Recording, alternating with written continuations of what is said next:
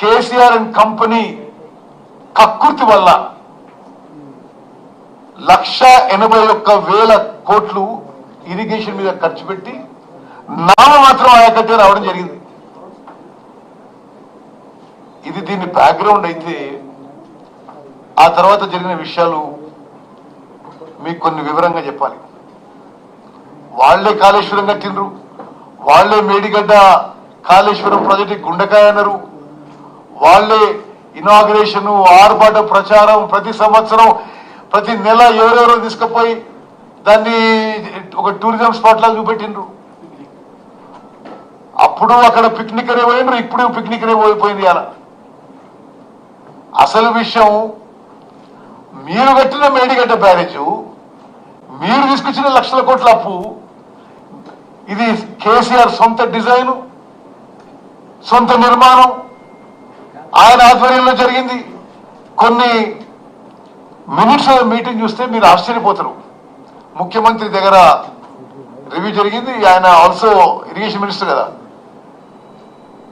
ఈ ప్రాజెక్టులో ఈ డ్యామ్ కి కాంక్రీట్ ఇంకా ఫాస్ట్ గా వేయాలి, ఇంకా పర్ డే ఈ వర్క్ ఇట్లా జరగాలి. డైరెక్ట్ గా పర్సనల్ సూపర్విజన్ జరిగిన ప్రాజెక్టు ఇన్ని 1,00,000 కోట్లు ఖర్చు పెట్టిన తర్వాత అక్టోబర్ 21 తారీఖున మేడిగడ్డ బ్యారేజ్ దగ్గర ఒక పెద్ద శబ్దం వచ్చి బ్యారేజ్ లో కొంత భాగం కుంగిపోయింది. మొదలుపెట్టినప్పుడు మీరే ముఖ్యమంత్రి, మీరే ఇరిగేషన్ మినిస్టర్, కూలిపోయినప్పుడు మీరే ముఖ్యమంత్రి, మీరే ఇరిగేషన్ మినిస్టర్. ఇప్పుడు వాళ్ళు ఆడుతున్న దొంగ నాటకాలు ఏదో కాంగ్రెస్ ప్రభుత్వం చేసినట్టు చేస్తున్నారు. ఇంతకంటే అసలు గోబెల్స్ ప్రచారం మరొకటి ఉండదు. 21 అక్టోబర్కి బ్యారేజ్ లో బ్లాక్ 7 కూలిపోయింది. మీలో చాలా మంది చూసిండ్రు. మొత్తం బ్లాకు 6 ఫీట్లు భూమిలోకి దిగింది. పడలు పడ్డాయి, పెద్ద పెద్ద క్రాక్స్ పడ్డాయి, గేట్లు వంకర టింకర్ అయిపోయినాయి. అప్పుడు మరి వీళ్ళు పిలిచిండ్రో వాళ్ళు వచ్చిండ్రో,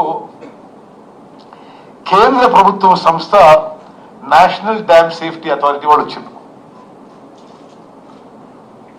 నేషనల్ డ్యామ్ సేఫ్టీ అథారిటీ ఎవరో ఒకసారి మీకు చెప్పాలి, ఎందుకంటే ఈ అడ్డగోలు మాటలు మాట్లాడుతున్న వీళ్ళు పార్లమెంట్ లో దేశంలో ఉన్న డ్యామ్స్ బ్యారేజెస్ అన్నిటికీ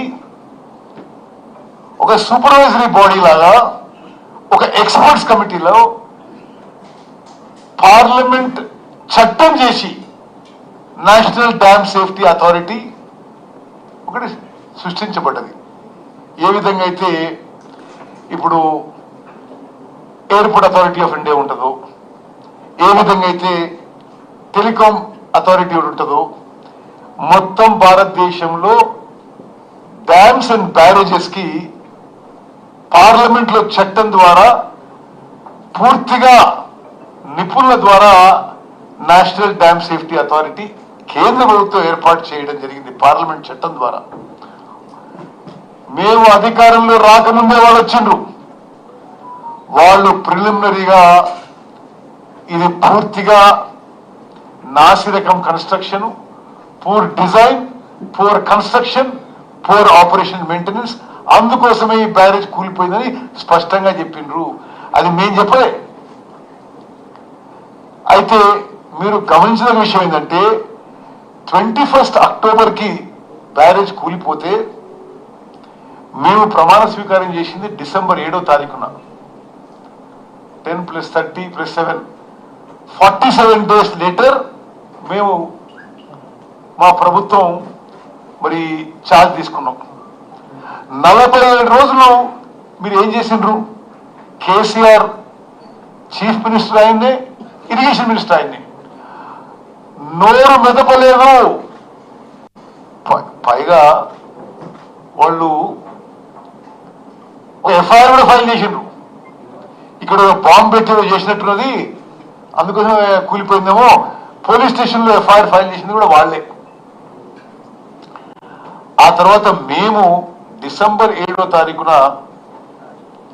ప్రమాణ స్వీకారం చేసి ఈ యొక్క